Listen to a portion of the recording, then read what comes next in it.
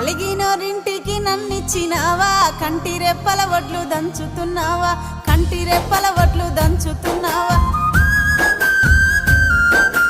వడ్లు దంచిన పొట్టు శ్రీ పెంట పాలు, ఆత్మగల్లా బిడ్డ అల్లుళ్ళ పాలు, ఆత్మగల్లా బిడ్డ అల్లుళ్ళ పాలు.